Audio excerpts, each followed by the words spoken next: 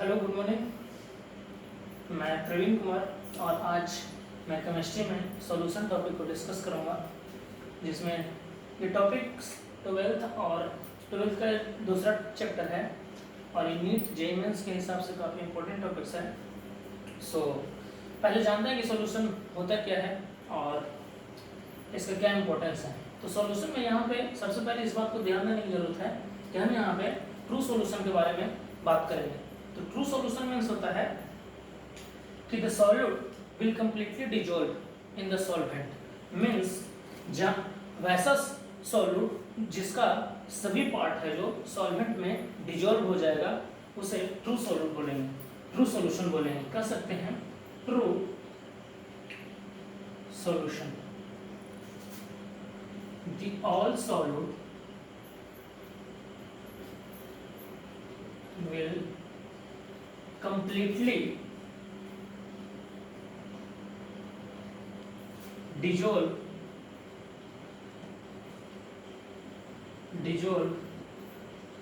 in the solvent is called true solution. It means जितने भी amount या solute होंगे वो सॉल्वेंट में कंप्लीट रूप से डिजॉल्व हो जाएंगे।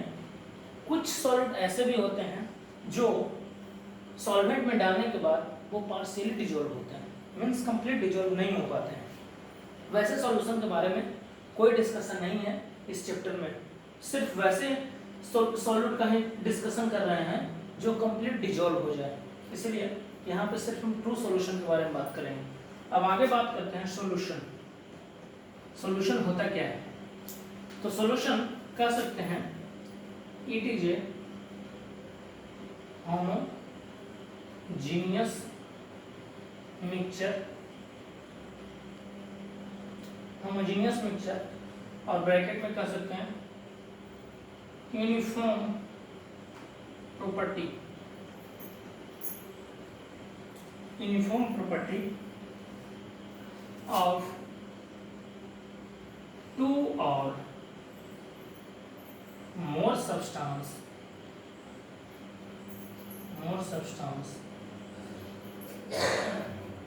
it is a homogeneous mixture. homogeneous means homogeneous को दूसरे वर्ड में बोल सकते हैं uniform property of two or more substance, एक से अधिक सब्सटेंस जो होंगे वो विच लॉस देयर प्रॉपर्टी, मतलब वो होंगे जो दोनों सब्सटेंस होंगे वो अपना पहले का जो प्रॉपर्टी है वो कंप्लीटली है जो लॉस कर जाएंगे which loss their identities,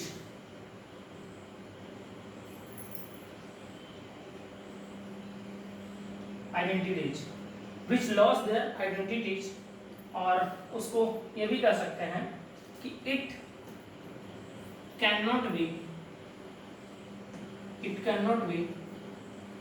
separate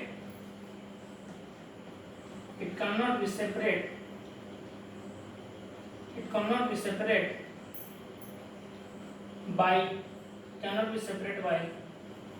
simple method. ये तो डेफिनेशन हो गया। अब इसमें हर वर्ड का मीनिंग देखते हैं कि क्या है। तो सबसे पहले बात कर रहे हैं it is homogeneous mixture. Homogeneous mixture means होता है और यूनिफॉर्म प्रॉपर्टी। होमोजीनियस मीन्स वो जैसे कोई भी सॉल्यूशन ये बन रहा है, सपोज दैट ये सॉल्यूशन बन रहा है तो इसमें कोई सॉल्यूट होगा और कोई सॉल्वेंट होगा, ये दोनों के मिलने से सॉल्यूशन का फॉर्मेशन होगा।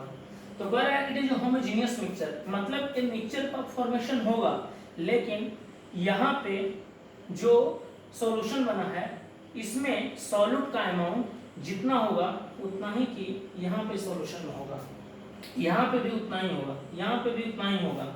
मतलब हर जगह इस सॉल्यूशन में जो सॉल्यूट का अमाउंट होगा वो सेम होगा। सेम होगा मीन्स बराबर होगा। यहाँ पे जितना नंबर ऑफ मोल सॉल्यूट है या अमाउंट ऑफ सॉल्यूट है वहाँ इतना होगा। जैसे अगर हम किसी बीकर में अगर कोई बीकर लेते हैं, इस बीकर में हम शुगर डालते हैं, अगर हम शुगर डालते हैं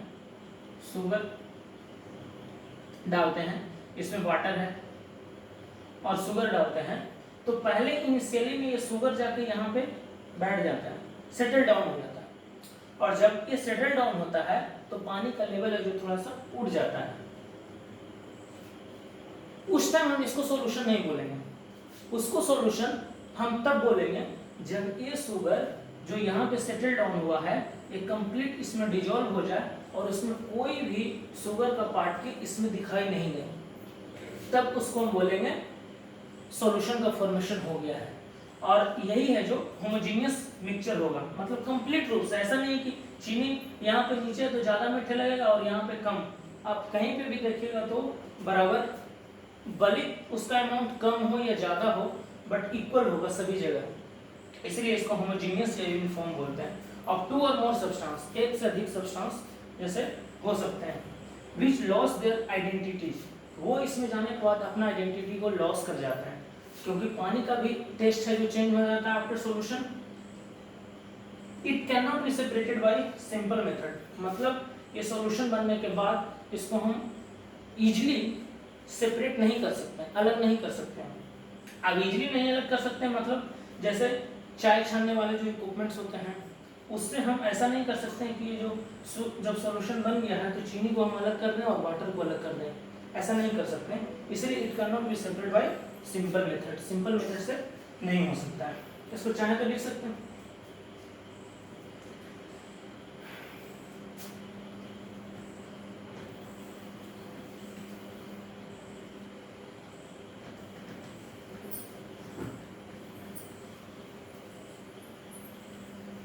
नेक्स्ट बात करेंगे हम यहाँ पे थोड़ी सी एक इम्पोर्टेंट बात है, वो है सॉल्यूशन में एक बाइनरी सॉल्यूशन आता है, बाइनरी सॉल्यूशन। इस टॉपिक में हम बाइनरी सॉल्यूशन का ही बात करेंगे। वो बाइनरी सॉल्यूशन इसलिए हम बात करेंगे क्योंकि इसमें हमारे दो ही रहेंगे, जो टू और मोर सब्सटेंस, इस डिफिनेशन को क्लियर करने के पर्पज से बाइनरी सॉल्यूशन मीनिंग है जो क्लियर करना जरूरी है।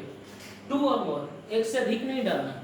इस सॉल्यूशन में जो हम बात करेंगे वो दो ही होंगे और वो होंगे एक सॉल्यूट और एक solute and solvent. Binary means दो होता है, दो, तो ये एक सॉल्यूट है और दूसरा सॉल्वेंट है। इसी बाइनरी सॉल्यूशन के बारे में बात करेंगे, वन सॉल्यूट और सॉल्वेंट होंगे।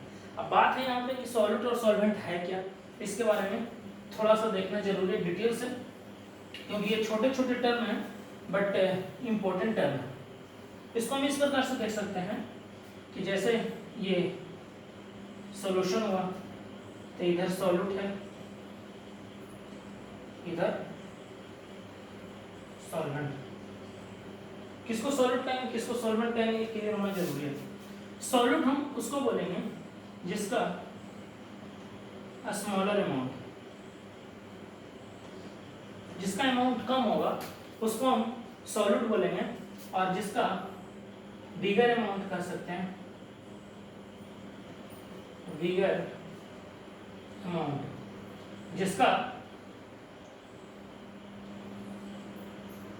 अमाउंट ज्यादा होगा उसको सॉल्वेंट बोलेंगे, और जिसका अमाउंट कम होगा उसको सॉल्यूट बोलेंगे। दूसरा सॉल्वेंट ये भी कर सकते हैं कि सॉल्यूट और सॉल्वेंट को मिलने के बाद, ये दोनों के मिलने के बाद जिसका फिजिकल स्टेट, फाइनल मिक्सचर में जिसका फिजिकल स्टेट होता है वही सॉल्वेंट होता है। जैसे देख सकते थे पिछला एग्जांपल, जब शुगर को हम वाटर में डाल रहे थे तो न कि सॉल्यूशन बनने के बाद शुगर जैसा दिख रहा था, वो दिख रहा था वाटर जैसा। मीन्स कह सकते हैं कि वाटर का फिजिकल स्टेट शुगर ले रहा था। तो यहाँ पे कह सकते हैं कि सॉल्वेंट उसे कहेंगे जो आफ्टर मिक्सचर, आफ्टर सॉल्यूशन के बाद जिसका फिजिकल स्टेट ले ले उसको सॉल्वेंट, जिसका अमाउंट ज्यादा हो ये भी कर सकते हैं, वो सॉल्वेंट कहलाएगा। ये सॉल्यूट और सॉल्वेंट हुआ, ये दोनों और ये सॉल्यूशन, यही इस सॉल्यूशन का ये दो पार्ट है जो सॉल्यूट और सॉल्वेंट, काफ़ी इंपॉर्टेंट है। इसी पे सभी डेरिवेशन वगैरह में ये जरूरत पड़ेगा। अब नेक्स्ट देखते हैं, ये दोनों क्लियर हो गया होगा तो इसके बाद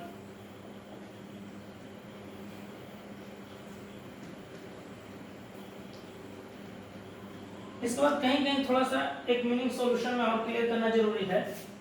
एक्वस सॉल्यूशन और नॉन एक्वस सॉल्यूशन आते हैं, वो होते हैं एक्वस सॉल्यूशन और दूसरा होते हैं non aqueous solution. Aqueous solution, aqueous solution और नॉन एक्वस सॉल्यूशन, ये दोनों का मीनिंग क्या है, बस इसका मीनिंग सिर्फ जान लेना जरूरी है, क्योंकि ये क्वेश्चन में कभी कभी इस वर्ड को यूज किया हुआ रहता है, और जब तक आप इस वर्ड का मीनिंग नहीं जानते हैं तो थोड़ी परेशानी हो सकता है क्वेश्चन बनाने में, क्वेश्चन गलत भी हो जाते हैं। एक्वस सॉल्यूशन किसे बोलेंगे, तो सॉल्यूशन में सॉलिड और सॉल्वेंट मिलकर सॉल्यूशन को बनाते हैं। तो यहाँ पे एक्वस, इसका वर्ड में ही उसका मतलब है, एक्वा मीन्स होता है, एक्वाफिना जैसे वाटर होता है, just like aqua means water. Aqua company का वाटर नहीं आता जैसे बिस्लरी का आता है, और बेरी का भी आता है, जस्ट लाइक एक्वा गार्ड भी होता है। एक्वा मीन्स वाटर, मतलब जिसमें वाटर हो। तो जहां पे सॉल्वेंट वाटर हो, सॉल्वेंट वाटर ही हो, उसे एक्वस सॉल्यूशन बोलेंगे। सॉल्यूट कुछ भी रह सकता है, वो चीनी भी रह सकता है, नमक भी रह सकता है, कुछ भी रह सकता है, लेकिन जो सॉल्वेंट होगा वो हमेशा वाटर ही होगा, तब उसको बोलेंगे aqueous solution. Just like non aqueous solution, मतलब साफ, अगर ये क्लियर है तो ये भी क्लियर है उससे, जहां पे वाटर सॉल्वेंट नहीं होगा, और वाटर के अलावा एक्सेप्ट वाटर कोई भी चीज हो सकता है, तब हम कहेंगे कि वो नॉन एक्वस सॉल्यूशन है। और जब ये क्वेश्चन में दिया हुआ रहे तो हमें ये समझना है वहां पे वो सॉल्यूट और सॉल्वेंट दोनों का अमाउंट दिया हुआ रहेगा, जिस भी वे में दे, बट दोनों का दिया हुआ रहेगा। बट इसमें अगर बात है, इस वर्ड को अगर क्वेश्चन में यूज किया हो तो सिर्फ सॉल्यूट का अमाउंट दे करके कुछ भी निकालने के लिए बोल सकता है। मोलरिटी जो आगे के टर्म हम यूज करेंगे वो निकालने के लिए बोल सकता है। तो इस चीज, ये दोनों चीज को क्लियर रखना जरूरी है, इसमें कंफ्यूज करने की जरूरत नहीं है, और कंफ्यूज करने वाली बात भी नहीं है। नॉर्मल इससे aqueous solution means aqua means water, और नॉन एक्वा मींस वाटर नहीं है सॉल्वेंट, सॉल्वेंट का अमाउंट भी होगा, बस यही चीज है इसमें। आगे देखते हैं, ये बेसिक चीज हुआ सॉल्यूशन का। दूसरा थोड़ा सा बेसिक चीज ये देख सकते हैं कि सॉल्यूशन कितने टाइप के होते हैं। एनसीईआरटी के फर्स्ट पेज में वो बताया हुआ है। तो सबसे पहले उसके कितने टाइप होते हैं इसके देखने के लिए आप थोड़ा सा रफ आइडिया लीजिए, कैसे देख सकते हैं। जैसे 3 फेज होता है, सॉलिड, लिक्विड और गैस। सॉलिड, लिक्विड, गैस होता है, तो कभी ऐसा करते हैं कि ये सॉलिड है, एक सॉलिड और एक सॉल्वेंट, दोनों का अलग अलग फेज बनाएंगे। इधर हो जाएगा सॉलिड और इधर हो जाएगा सॉल्वेंट, और इधर हो जाएगा जिस टाइप के सॉल्यूशन बनेगा। और यहाँ आप एक एग्जांपल भी दे सकते हैं। कौन सा एग्जांपल? एनसीईआरटी के फर्स्ट पेज में डाला हुआ, इसमें सिर्फ हम रफ आइडिया बता देते हैं कि क्या क्या होगा सॉल्यूट में। जैसे सबसे पहले अगर सॉल्यूट हम सॉलिड लेते हैं तो सॉल्वेंट में हम सॉलिड ले सकते हैं। इससे सॉलिड भी सॉलिड है, सॉल्वेंट भी सॉलिड है, तो एक सॉल्यूशन बनेगा। दूसरा ये कह सकते हैं कि सॉल्यूट है जो सॉलिड ही लिए हैं, और इसको हम लिक्विड ले सकते हैं, अलग प्रकार का एक सॉल्यूशन बनेगा। मीन्स ये कह सकते हैं कि यहाँ पे फिर से हम सॉलिड ही ले रहे हैं, जिसका अमाउंट कम है वो, और ज़्यादा अमाउंट वाले अब गैस ले सकते हैं। ये 3 टाइप का सॉल्यूशन का फॉर्मेशन कराएं। एनसीईआरटी का फर्स्ट पेज में डाला हुआ है, उसको देख लीजिएगा, समझ में आ जाएगा। इस प्रकार से, जिस प्रकार से ये 3 सॉल्यूशन का फॉर्मेशन हुआ, उसी प्रकार से अगला 4, 5, 6 भी हो सकता है, और 7, 8, 9 भी हो सकता है। कैसे? जैसे यहाँ पे सॉलिड था, यहाँ पे लिक्विड डाल देते हैं, इधर सॉल्वेंट सॉलिड है, सॉलिड ही रहने देते हैं। इधर अगर देखें लिक्विड है, अब इधर आप कह सकते हैं कि सॉलिड लिक्विड ही रहेगा, और इसमें लिक्विड है तो इसमें लिक्विड रख सकते हैं, सॉल्वेंट में लिक्विड ही रहेगा, इसमें लिक्विड ही रहेगा, और इसमें गैस को डाल सकते हैं, गैस को नहीं डालेंगे, डाल नहीं सकते, डाल सकते हैं, डालेंगे। इसी प्रकार से 3 सॉल्यूशन का और फॉर्मेशन होगा जस्ट लाइक, उसमें यहाँ पे गैस आ जाएंगे, gas solid, gas liquid, gas gas. अब रही बात इसका अलग प्रकार के 9 सॉल्यूशन, टोटल 3 3 6 3 9 टाइप के सॉल्यूशन बनेंगे। 9 का एग्जांपल रहेगा जो काफी इजी और लिखा हुआ है एनसीईआरटी में, टाइम को देखते हुए हम उसका डिस्कशन न कर रहे हैं, काफी इजी है, कोई खास नहीं है। तो ये 3 3 6 3 9 टाइप के सॉल्यूशन बना। जैसे हम जो सॉल्यूशन के बारे में डिस्कस कर रहे थे वो इसमें से आ जाएगा। हम सॉलिड क्या ले रहे थे, सॉलिड जो वाटर और शुगर के बारे में डिस्कस कर रहे थे, जहां शुगर था जो सॉलिड था, तो शुगर सॉलिड कौन सा है, ये शुगर सॉलिड, सॉलिड इसमें सब है। सॉल्वेंट क्या था, लिक्विड, तो ये लिक्विड था। मतलब इस टाइप के सॉल्यूशन के बारे में जो हम एग्जांपल दिए थे कि सॉल्यूट है जो सॉलिड है और सॉल्वेंट है जो लिक्विड है, ठीक है। इसको सॉलिड सॉल्यूशन कह सकते हैं क्योंकि सॉलिड, इसमें सॉलिड का इसका अमाउंट है, तो ये सॉल्यूशन का फॉर्मेशन कर रहा है। इसका एग्जांपल वही दे सकते हैं कि शुगर इन वाटर, 9 टाइप का सॉल्यूशन हो गया। ये बस सिर्फ ध्यान में रखना है, इस ऑब्जेक्टिव कभी पूछता है कभी नहीं भी पूछता है, कोई जरूरी नहीं है। आगे कंसेप्ट की बात करते हैं कि इसमें क्या क्या कंसेप्ट हो सकते हैं। तो आगे देखते हैं, कुछ टॉपिक इसमें है जो इससे रिलेटेड भी है, जो पीछे जितना बात किए हैं बेसिक सभी में जानना जरूरी है।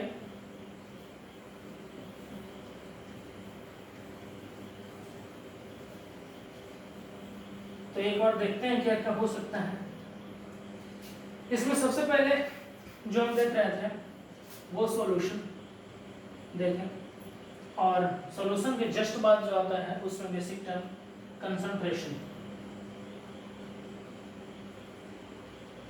कंसंट्रेशन। दूसरा जो पॉइंट आएगा, सॉल्यूशन हम ऑलमोस्ट डिस्कस कर चुके हैं, सॉल्यूशन क्या होता है, ट्रू सॉल्यूशन के ही बारे में पढ़ना है, binary solution, solid solvent, aqueous solution, solution के बारे में देख चुके हैं, कंसंट्रेशन के बारे में देखेंगे। इसके बाद जो जो पढ़ना है इस टॉपिक में इसके बारे में बात कर रहे हैं। कंसंट्रेशन हो गया, उसके बाद दूसरा में यहाँ पे जो कंसंट्रेशन के बाद आएंगे वो आएंगे वेपर प्रेशर, वेपर प्रेशर। तीसरा पॉइंट जानेंगे colligative property, colligative property.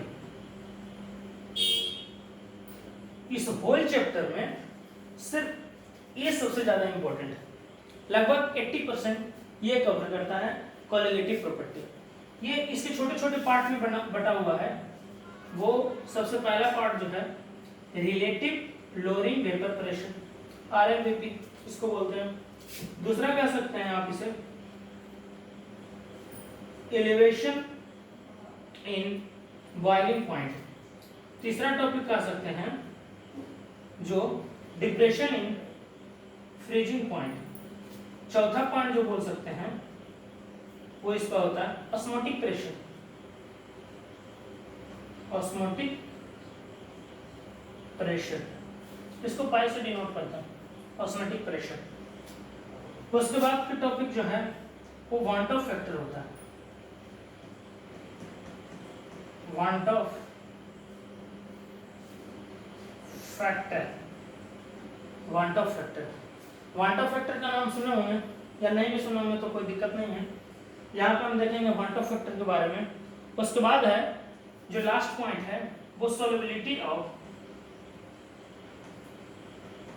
Of, gases, gases, solubility of gases मतलब गैसेस का सोल्युबिलिटी। इसमें हेनरी लॉ आता है, हेनरी लॉ आता है, उसके बारे में डिस्कस करना है। हेनरी लॉ क्या होता है यही इसमें डिस्कस, इस टॉपिक में होल सॉल्यूशन में यही पढ़ना है इतना, जिसमें हम सॉल्यूशन को डिस्कस कर चुके हैं। आगे कंसंट्रेशन से कुछ टर्म है, कंसंट्रेशन क्या है इसके बारे में हम डिस्कस करेंगे। वेपर प्रेशर इसके बाद है, फिर कोलिगेटिव प्रॉपर्टी है, उसमें ये चारों जो पॉइंट है ये काफी इंपॉर्टेंट है। Relative loading, vapour pressure, elevation in boiling point, depression freezing point, osmotic pressure. इसके फार्मूला काफी इंपॉर्टेंट है। कैसे डेरिवेशन आते हैं उस डेरिवेशन को भी देखना है। फार्मूला आते हैं, इससे न्यूमेरिकल कैसे बनते हैं, और नीट में किस हिसाब से क्वेश्चन पूछते हैं, बोर्ड लेवल किस हिसाब से, और आईआईटी जेईई में किस हिसाब से, किस लेवल का न्यूमेरिकल रहता है, वो हर टॉपिक से रिलेटेड हम जब पढ़ेंगे, इसका डेरिवेशन करेंगे, फार्मूला देखेंगे, उसके बाद क्वेश्चन करेंगे। तो यही चीज है, इसमें इतना पढ़ना। तो नेक्स्ट हम स्टार्ट करते हैं कंसंट्रेशन। ये क्लियर हो गया होगा। कंसंट्रेशन के बारे में बात करेंगे।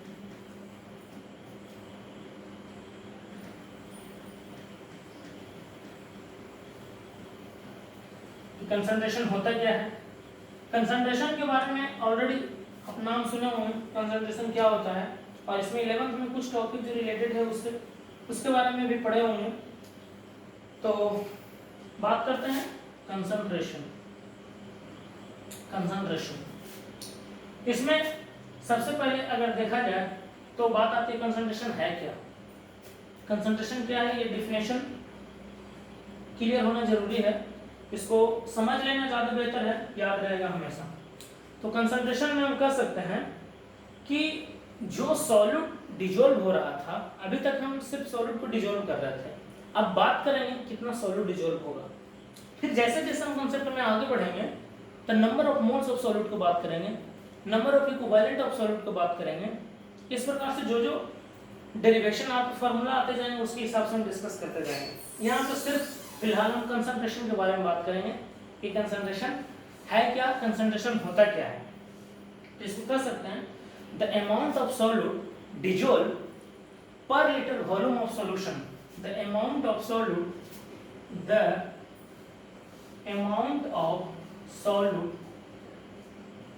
dissolved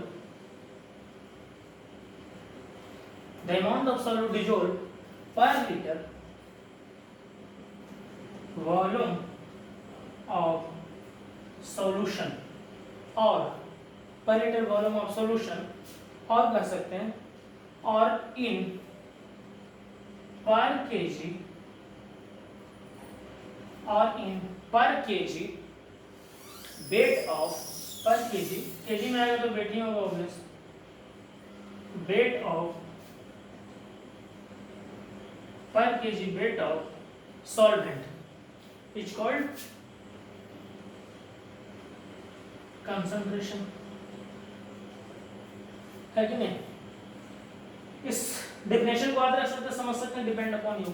amount of solute dissolve per litre volume of solution, पर लीटर वॉल्यूम ऑफ सॉल्यूशन, और इन पर केजी वेट ऑफ सॉल्वेंट, पर KG weight of solvent is called concentration. इसको आप कंसंट्रेशन को सी से डिनोट करते हैं, ऐसे समझ सकते हैं the amount of solute dissolve, amount of per litre, the amount of solute जो डिजोल्व हो रहा है, मान लीजिए उसका वेट m है, w, और पर लीटर वॉल्यूम ऑफ सॉल्यूशन, तो वॉल्यूम हो जाएगा लीटर में, है कि नहीं।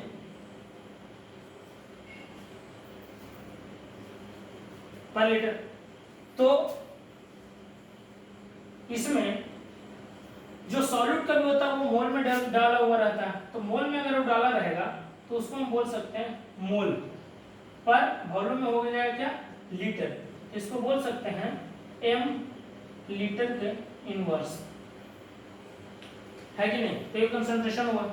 इसके बाद हम बात करेंगे कि कंसंट्रेशन में इसके अलावा कंसंट्रेशन किस चीज पे डिपेंड करता है और किस चीज पे डिपेंड नहीं करता है कि नहीं। कंसंट्रेशन किस पे डिपेंड करता है, किस पे डिपेंड नहीं करता है, उस चीज को हम देखेंगे। तो उसके बारे में बात करते हैं, कंसंट्रेशन किस पे डिपेंड करेगा।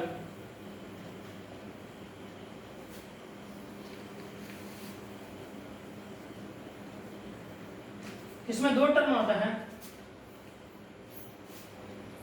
एक कह सकते हैं टेम्परेचर डिपेंडेंट, एक टेम्परेचर इंडिपेंडेंट।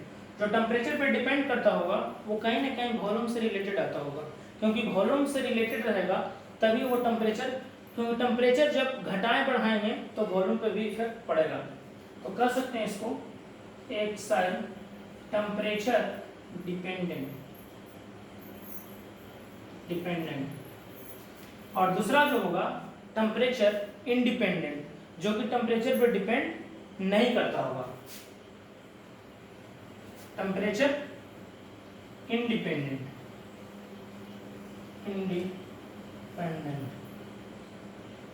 है कि नहीं। तो टेम्परेचर डिपेंडेंट करने वाले कौन कौन से हो सकते हैं?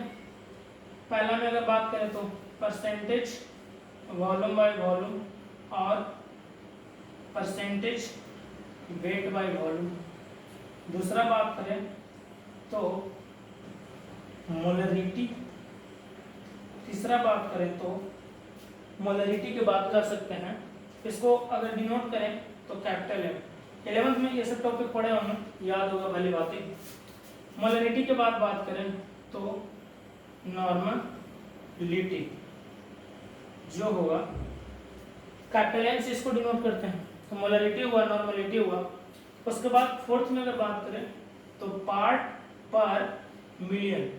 इसको पार्ट पर मिलियन, मिलियन में जानते होंगे 10 to the power 6 और बिलियन में 10 to the power 9। तो पार्ट पर मिलियन है, तो इसमें ये कह सकते हैं जो पार्ट पर मिलियन होगा वो वॉल्यूम बाय वॉल्यूम हो सकता है, और ppm जो होगा वो वेट बाय पी वॉल्यूम हो सकता है 4th में। और 5th में अगर बात किया जाए तो एक और पॉइंट है, वो है फॉर्मेलिटी।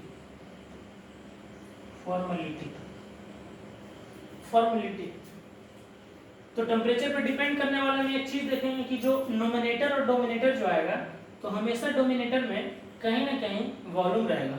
वॉल्यूम का टर्म होना नेसेसरी है, क्योंकि टेम्परेचर पर डिपेंड, यानी वॉल्यूम से ही टेम्परेचर अगर हम डिक्रीज और इंक्रीज करते हैं तो वॉल्यूम पे इफेक्ट पड़ता है। ठीक है, आगे बात करते हैं। इधर जो टर्म है वो टेम्परेचर इंडिपेंडेंट है। टेम्परेचर इंडिपेंडेंट है मतलब ये वॉल्यूम से रिलेटेड है तो ये मास से रिलेटेड होगा, और मास से रिलेटेड होगा तो ये टेम्परेचर से इंडिपेंडेंट हो। टेम्परेचर से कोई फर्क नहीं पड़ता, आप उस टेम्परेचर को इंक्रीज करिए या फिर उस टेम्परेचर को डिक्रीज करिए। तो सबसे पहला चीज जो इसमें देख सकते हैं वो होगा percentage of weight by weight. इसमें कहीं भी डोमिनेटर में वॉल्यूम का टर्म आने की कोई आवश्यकता नहीं है। दूसरा जो टॉपिक होगा वो होगा मोल फ्रैक्शन। मोल फ्रैक्शन इसको एक्से से भी कहीं डिनोट करता है, एक्से। थर्ड जो पॉइंट होगा मोल फ्रैक्शन के बाद, वो जैसे मोलरिटी था वैसे ही वो एक है मोललिटी।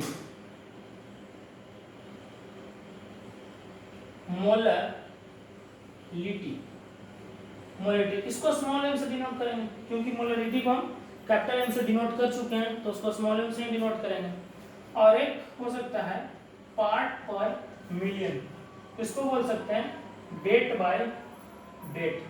वेट बाय वेट मतलब कि सॉलिड भी वेट रहेगा और सॉल्वेंट भी वेट रहेगा, है कि नहीं। इसमें वॉल्यूम हो रहा था उसी प्रकार से उस रहेगा। अब इसमें हम एक देख सकते हैं, हर टर्म को एक एक देखेंगे इस साइड से इस side, percentage volume by volume, percentage weight by weight, molarity क्या है, नॉर्मलिटी क्या है, पीपीएम क्या है, फॉर्मेलिटी क्या है, और मोलरिटी मोल फ्रैक्शन ये सब क्या है, एक दूसरे में संबंध क्या है, इसको आगे देखते हैं जस्टिस के आगे। तो सबसे पहला चीज इसमें हम ये डिस्कस करेंगे, यहाँ से बाकी को मिटा देते हैं, इसी को बात करते हैं। तो इसमें जो होगा वो